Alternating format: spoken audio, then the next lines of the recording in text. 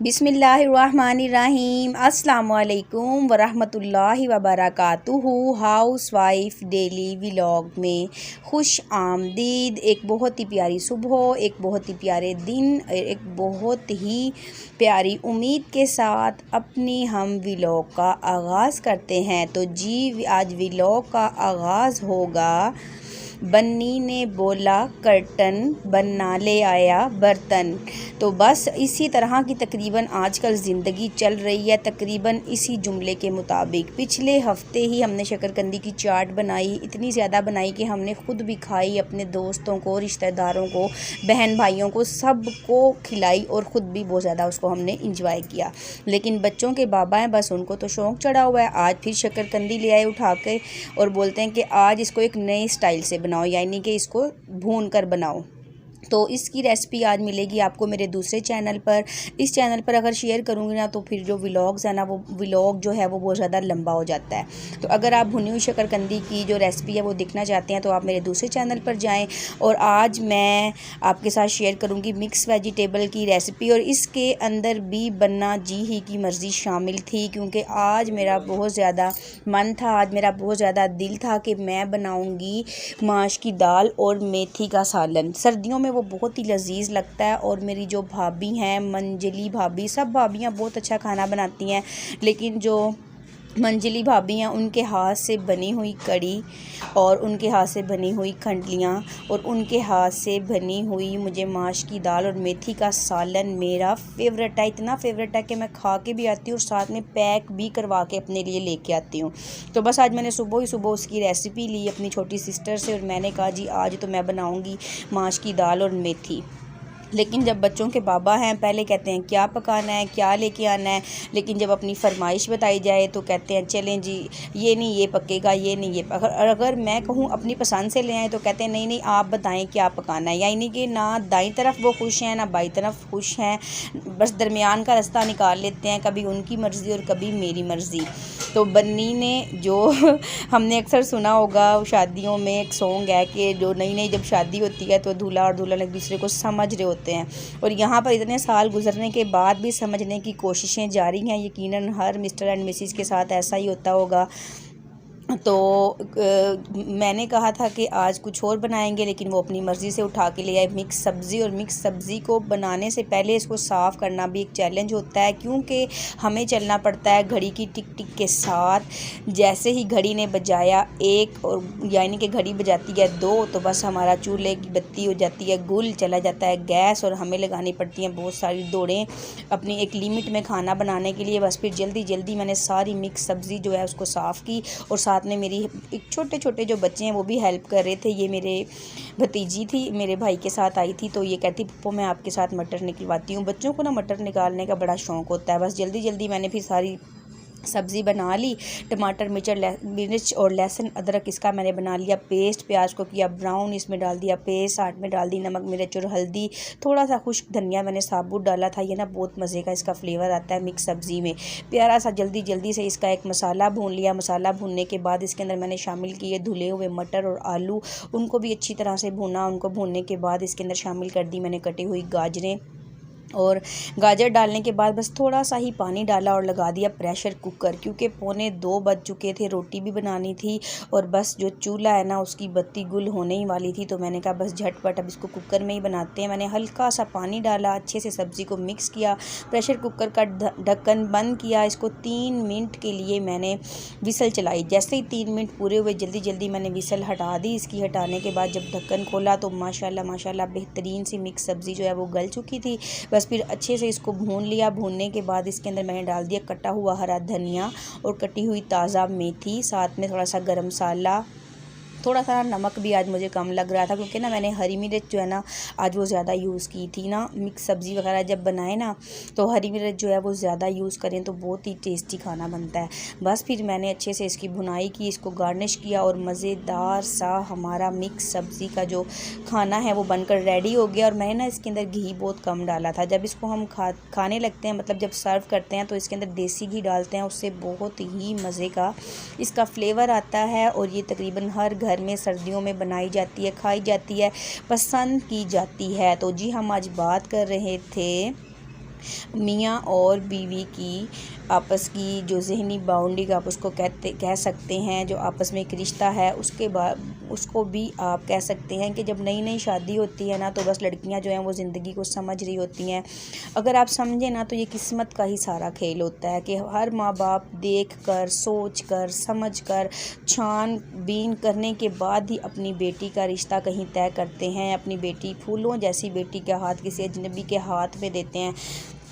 लेकिन ये नसीब होते हैं, ये किस्मत होती है हर एक बेटी की, किसके नसीब कहाँ जाके लगने हैं। कभी हस्बैंड बहुत अच्छे होते हैं और कभी मिसेस बहुत अच्छी होती हैं। दोनों में से एक जो है वो घर को चलाने की, आगे बढ़ाने की कोशिश कर रहा होता है। कभी दोनों ही बहुत ज़्यादा समझदार जोड़ा बन जाता है और वो कोशिश कर रहे होते हैं कि बिल्कुल मियाना रवि से अपने घर को लेके चलें, घर और घरदारी को इस तरह से मैनेज करें कि जब कभी ज़रूरत पड़े तो अपने जो चादर देखकर पाँव फैलाया जाए, अपनी ज़रूरतों को अपनी चादर ही के अंदर पूरा किया जाए।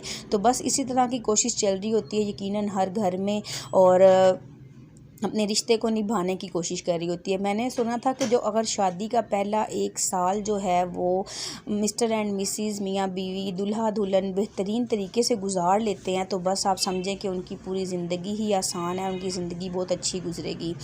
तो मैं तो कहती हूँ कि नहीं, हर दिन और हर लम्हा ही बहुत ही समझदारी अक्लमंदी से गुजारना पड़ता है। कभी जो है मिसेस यानी कि औरत गुस्से में आ जाती है, कभी शोहर गुस्से में आ जाता है, तो दोनों को कभी भी एकदम गुस्से में आके झगड़ा नहीं करना चाहिए। अगर शोहर गुस्सा करें तो मिसेस चुप कर जाएं, अगर बीवी गुस्सा करे तो शोहर थोड़ा बाहर चले जाएं घर से। कुछ देर बाद गुस्सा उतर जाएगा, सब कुछ नॉर्मल हो जाएगा और गुस्से के बाद बस फिर सुलह हो जाएगी। सुलह के बाद तो बस खुशी खुशी, सुकून ही सुकून होगा हर तरफ।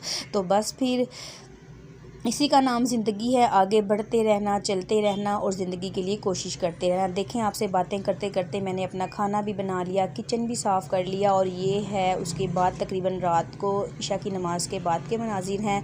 बच्चों के ना छोटे छोटे बहुत ज़्यादा कपड़े हो जाते हैं, और सर्दी के मौसम में तो बहुत ज़्यादा हो जाते हैं। फिर समझ भी नहीं आ रही होती कि इतने ज़्यादा ये मिक्स हो जाते हैं आपस में। तो बस मैंने सारे कपड़ों का लगा लिया ढेर, उनको बनाई तय, हर एक कपड़े को उसके साथ अच्छे से छोटी छोटी सी तय बना के रखा, ताकि अगर एक कपड़ा खींचे तो सारे के सारे ही ना गिर जाएं।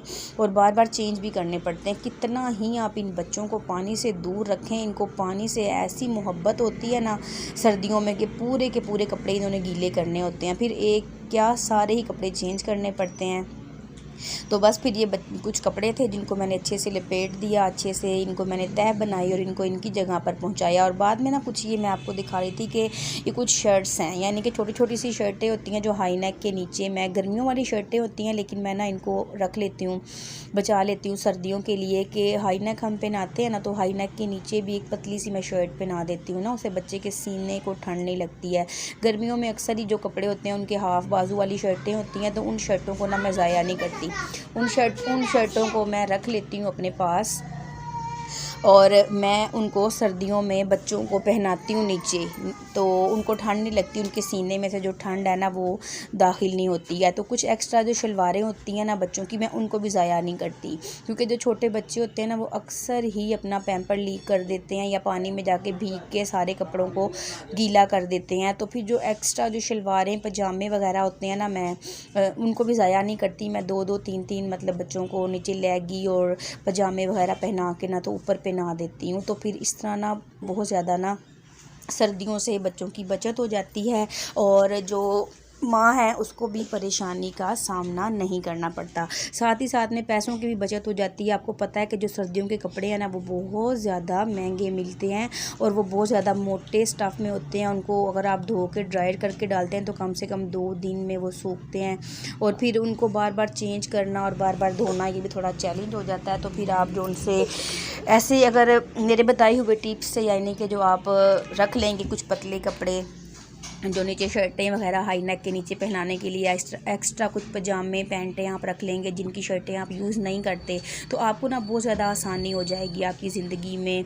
तो बस मैं कोशिश करती हूँ कि अपनी वीडियो में कोई ऐसी बात शेयर करूँ जो कि आपके काम आए, और आप भी अपनी ज़िंदगी को बेहतर तरीके से, आसान तरीके से मेरी बताई हुई टिप्स से आप अपनी ज़िंदगी को आसान बना सकें। तो बस फिर मैंने भी जितना भी कपड़ों का ढेर था जल्दी जल्दी उन सब को मैंने मैंने तय बनाया, उनकी जगह पर पहुंचाया। और इसके बाद एक और चैलेंज था, पूरी भरी हुई कपड़ों की टोकरी जिसको मैंने प्रेस करना था। तो मैंने आज का काम कल पे नहीं डाला, बच्चे जो हैं वो खेल रहे थे, कार्टून देख रहे थे टीवी में, तो बस मैंने पूरी कपड़ों की जो टोकरी थी उसको खाली किया। बड़े बेटे के थे, छोटे बेटे के थे, उसके बाबा के थे, मैंने प्रेस लगाई और सारे ही कपड़ों को मैंने प्रेस कर दिया। प्रेस करते करते मुझे तकरीबन इशा की नमाज़ के बाद मैंने ये काम शुरू किया था। रात के 11 सवा 11 बज गए थे। मैंने भी बस अपने धुन की पक्की मैं रही और मैंने सारे कपड़े प्रेस किए। प्रेस करने के बाद उनकी जगह पर पहुंचाया। यही थी मेरा आज का बिज़ी सा व्लॉग जो कि मैंने आपके साथ शेयर किया। मेरी ये रूटीन थी जो मैंने आपके साथ शेयर की। अगर आपको मेरी वीडियो, मेरा व्लॉग अच्छा लगे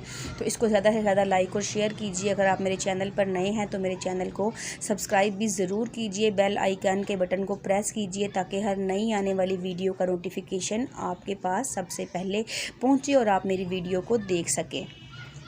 तो अल्लाह रब्बुल आलमीन से दुआ है कि तमाम देखने और सुनने वाले मुसलमान बहन भाइयों की मुसीबतों और परेशानियों को दूर फरमाए। रूए ज़मीन पर जो कोई मुसलमान बहन भाई किसी भी किस्म की परेशानियों में मुब्तला है तो रब्बुल आलमीन उनकी परेशानियां दूर फरमाए। इंशाअल्लाह हम फिर मिलेंगे किसी एक नई वीडियो में, किसी एक नए व्लॉग्स के साथ। जब तक के लिए अल्लाह हाफिज़।